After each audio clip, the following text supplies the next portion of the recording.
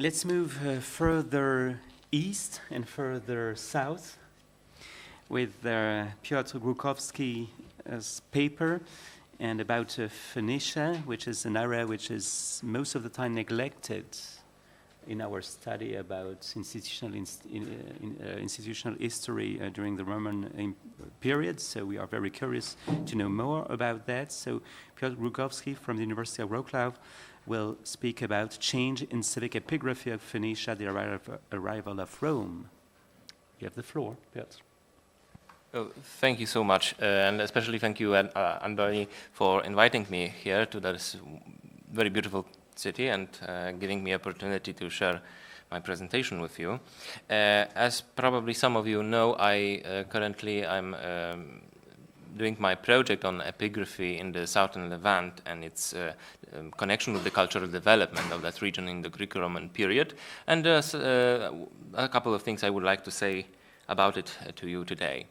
Let's start with the basic discussion on the epigraphic culture of Phoenicia. In my project, I tried to create some sort of uniform epigraphic landscape of that region in the Greco-Roman period, which is something we are lacking for some time now, because the discipline and this particular research field is usually occupied by two, let's say, factions, the ones who deal with the Greco-Roman period and Greco-Roman evidence, and the researchers who deal with the Semitic and Phoenician past of the Phoenician epigraphy. My goal is to create the uniform landscape and to collect the multilingual evidence and create let's say, timeline for that epigraphic culture as a phenomenon, rather than only objects. And so far my results are like this. I'm presenting you something that was already published, which is this epigraphic curve of Phoenicia, where there's basically around 2,600 inscriptions written in all of these languages. As you see, predominantly it's the epigraphic culture of Phoenicia is Greek in language. But it is a very long-lasting cultural phenomenon, which is especially peculiar if we take into account that next to the Greco-Roman epigraphic culture, which was a really long-lasting cultural phenomenon, there's rarely the similar phenomenon in the southern Levant. For instance, while the epigraphic culture of Phoenicia takes its origins in around 10th century BC, where the first inscriptions start to occur by saying inscription. Of course, I mean a durable object with a text that was intended for commemorating people or actions, and usually it was set in public, but not always. In the meantime, in the Semitic studies, the tendency of calling epigraphy and calling inscription is focused mainly on also other categories of text, which very often thematically covers objects that in classical studies could be rather research subject to papyrology or like ostraka and so on. So we see the difference in approach, methodological approach, and definition of our material in epigraphy, both in Semitic and classical studies. In order to construct such an epigraphic curve, we need to have a datable evidence, which is of some difficulty, given that not always we are able to date every piece of evidence according to the century. We have for Phoenicia around 1,000 of objects like that. And as I mentioned, we have these difficulties in dating, also divided among these two categories, West Semitic and Greco-Roman. While based on paleography, the Semitic evidence is far more often dated or datable. It is very difficult to date it in the case of classical texts, which are, if they are badly preserved, and usually they are badly preserved, they are, absolutely, they are elusive for our attempt of dating in such a very, very strict definition by century, for example. That's why we have this proportion, which is to some extent displayed on the graph we see. Except for linguistic categories, we can distinguish main typology according to a category of a particular inscription, which is, of course, funerary dedications, honorific text, a peculiar category, which is inscription forestière, and other. All of these is a background for our discussion of the civic epigraphy of the Roman times in Phoenicia.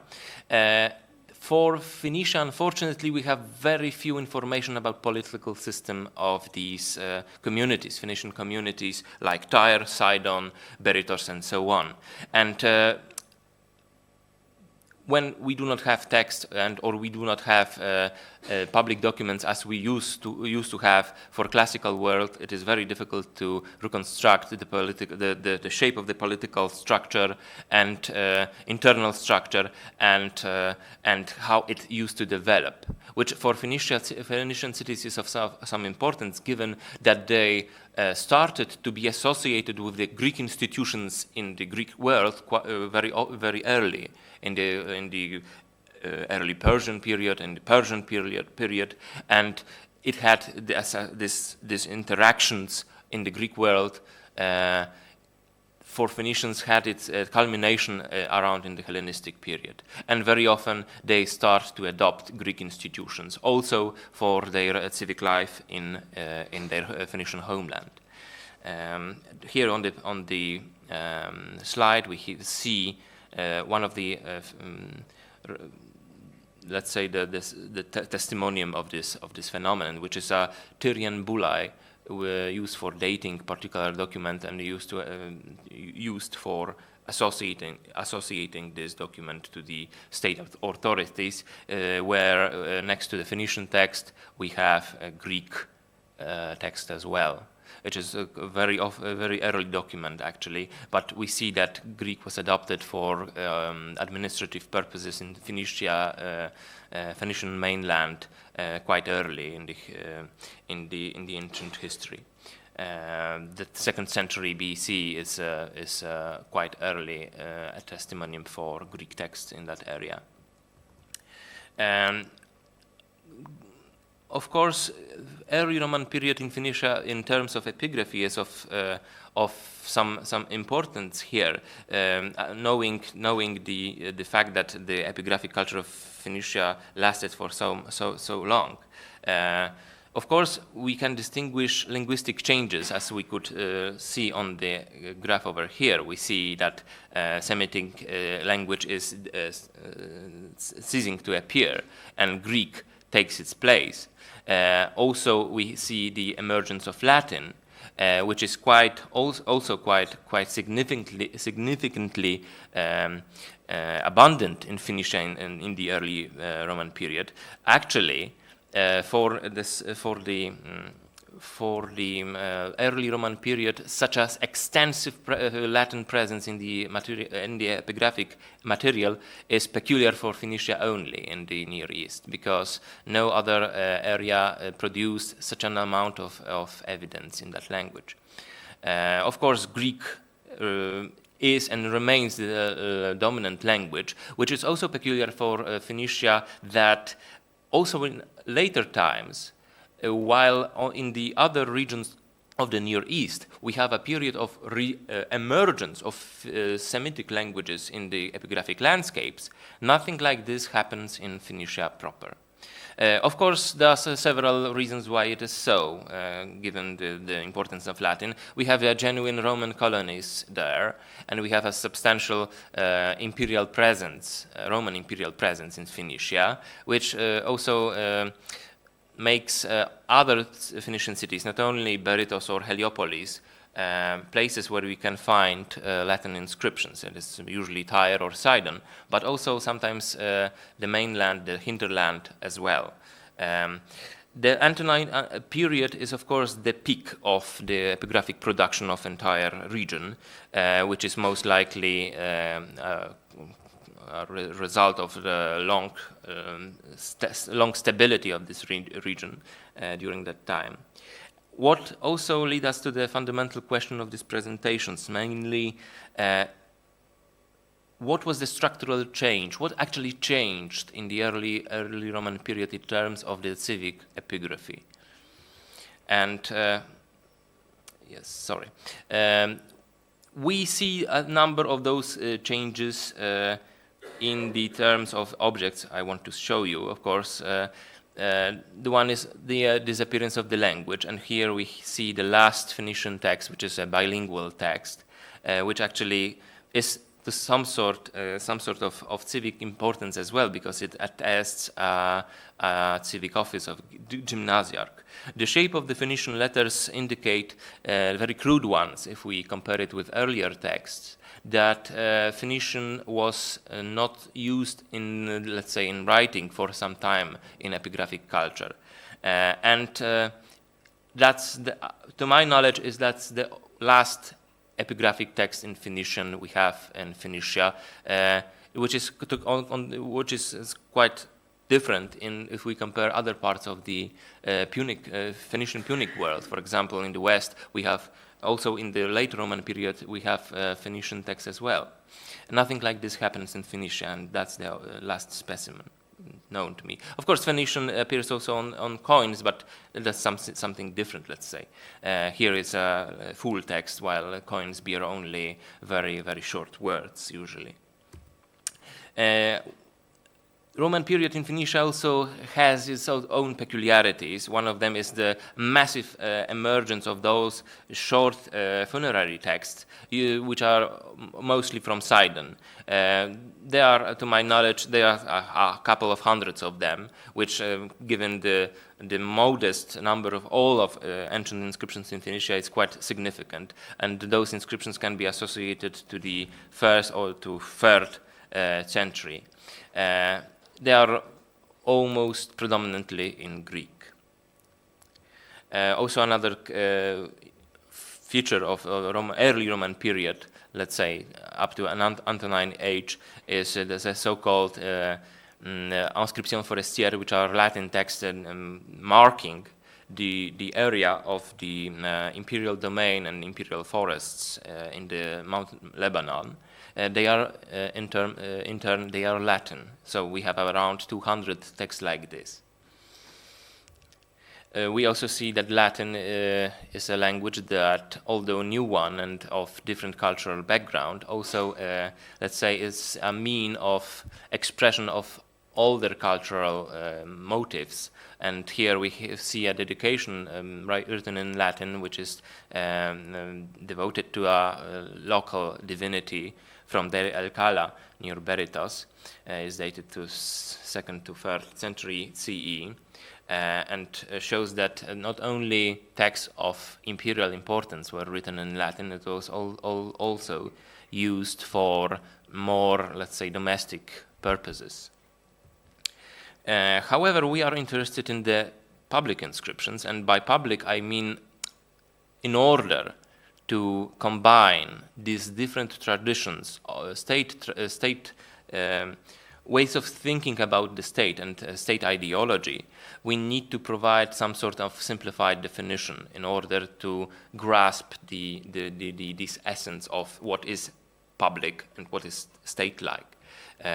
Which is important if you try to combine the evidence from the Semitic background and the classical background, and look for the continuity between these two, the connection between these two, and the long-lasting continuities. And I think that for that purpose we should define it by calling that public inscription every text that was issued by a state or a state authority like monarch in the early period of Phoenician epigraphy, or later by the, let's say, a community, Phoenician community, or even particular dignitaries of the state, officials, and so on and so on. And what we can focus on when dealing with these public inscriptions of Phoenician communities is two basic things. The first is the collective agency, and how the decisions made by the collective were recorded in the epigraphic evidence, and the second thing is the imperial presence. And in order to discuss it in greater detail, we need to focus on a number of things, which is the first one, as you probably remember from a few minutes ago. These categories of text in Phoenicia does not include decrees. We do not have decrees in the sense known from the Greek world. Even when the Greek text in Phoenicia became the main mean of epigraphic expressions, the Phoenician communities did not record it. It's a decision-making process in that kind of that fashion.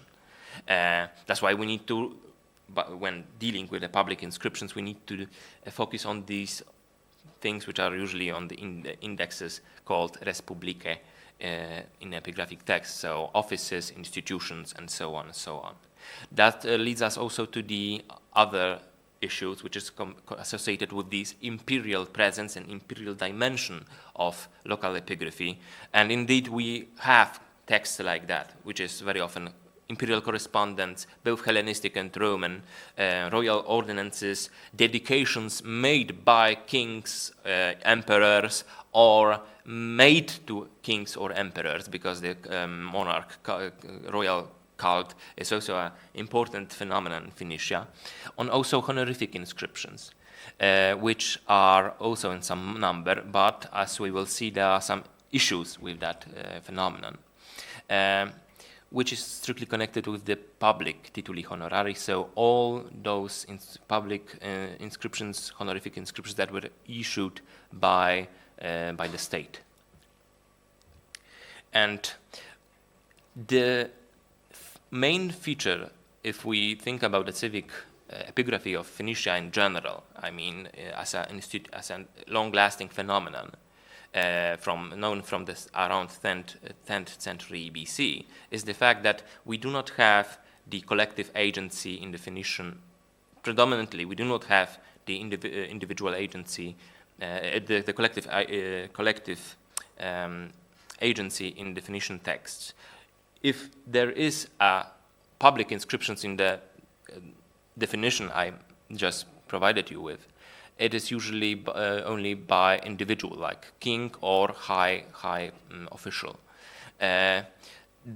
Although there are some very rare exceptions to that rule, which use a number of Phoenician denominations like Am, Gav, Baal, which have their collective meaning, like people, community, or citizens. We know from Piraeus, for example, a case, a very rare one, about which is the honorific decree issued by a Phoenician community at Athens, but it's extremely rare. And the inscription you see on the right is the very rare inscriptions as well from Phoenicia, where we have this community making their dedication.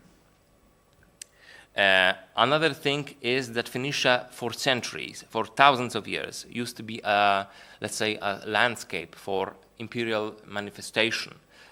All the known powers, imperial powers, have their mark incised on the epigraphic landscape of Phoenicia. And in Greco-Roman period, it has its manifestation in inscriptions written in Greek, of course, like these categories I mentioned, but also is associated with the development of the agency of these inscriptions. In Phoenicia, for example, in the Hellenistic period, there are no imperial inscriptions that record a collective agency as a decision-making process, meaning that all of these known inscriptions devoted to Hellenistic kings or addressed to them are issued by a single person, or like an official, for example, a governor. At some point, however, these we have the emergence of the collective agency, which appears in the honorific text, and we have here one of the first Greek inscriptions in Phoenicia, which is in Greek, which is the honorific decree and epinikeon for a winner for Nemean Games, who was a local dignitary in Sidon. And of course, we have also some signs of foreign collective agency, which is marked in the funerary context, like in the stelae of foreign mercenaries in Sidon. We have Phoenicians engaging in the foreign institutions like the proxeny networks and so on. Maybe I will skip that. Mentioning the imperial space of performance, we have this Valley Narch Kalb, which is some sort of gallery of imperial reliefs. We have reliefs left there by Egyptians, Babylonians, Assyrians, and Romans, and even French in the 19th century, and English, and so on. We have inscriptions which are also attesting the correspondence between kings and royal officials that were deliberately set in Phoenician communities, like I have two examples I wanted to give it to you, which is the known from the Maccabean period and from the time of the Roman conquest. But when we deal with the honorific texts, public documents from Hellenistic period, we do not have the collective agency. For example, the Hellenistic kings are honored in the Phoenician cities, not by the community, but by the royal dignitaries. Very rarely we have letters, but they are very numerous, very few of them, and very often it is difficult to tell what was the correspondence process. Was it the same as in the Greek world, or was it different? And however, we have almost 40 inscriptions that attest a collective decision-making process in honorific context. But what we can see here, or we cannot because it's too little most likely, but I will discuss it later, it is that only few of them are actually Greek, Hellenistic. Usually they are written in Greek, but also very often and predominantly almost in Latin, but they deal mainly with the Roman authorities. There are inscriptions that are issued by Bulle and Demos or Polis and so on, but they deal mainly with the Roman states. There are very few examples of that kind of institution of honoring, for example, a member of a local elite. Usually there are either Roman emperors or the members of royal family or local rulers, for example, and governors, Roman governors. What shows the strict connection between the emergence of the Roman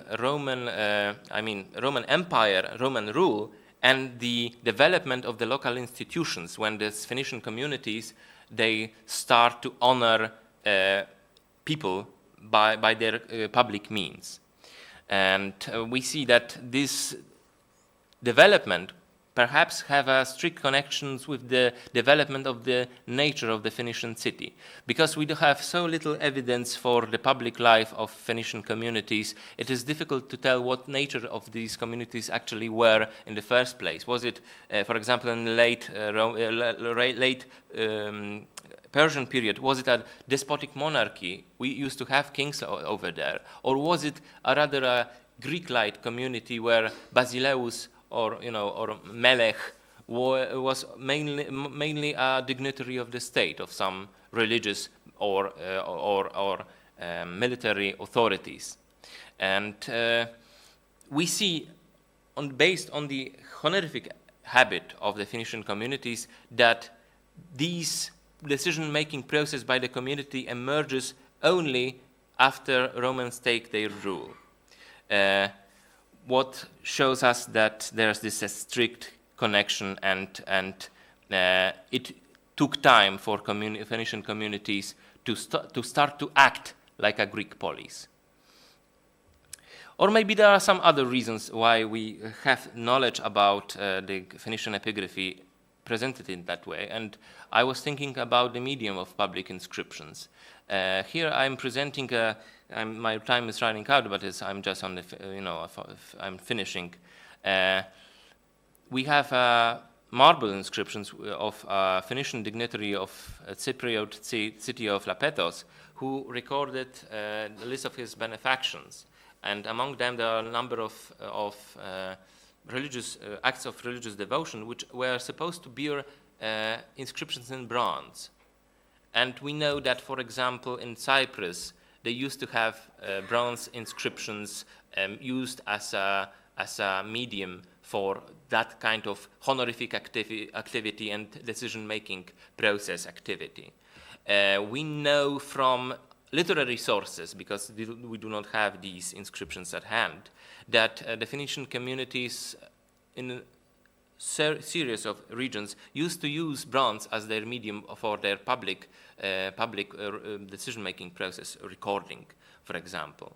So the question is, are our knowledge about Phoenician epigraphy limited by the evidence? That's mostly the case, but was there bronze inscriptions that could be actually our answer why we know so little about the political systems based on the epigraphic evidence? As in the final words for this paper, we have very little evidence for the public life, and to some extent we can suppose that this evidence reflect the development of these institutions. We know that Phoenicia used to be this landscape for imperial authorities, and we see that there's a close, strict connection between these collective agency emergence and the using honorific inscriptions as a dialogue with the imperial authorities. So thank you so much for your patience and your attention.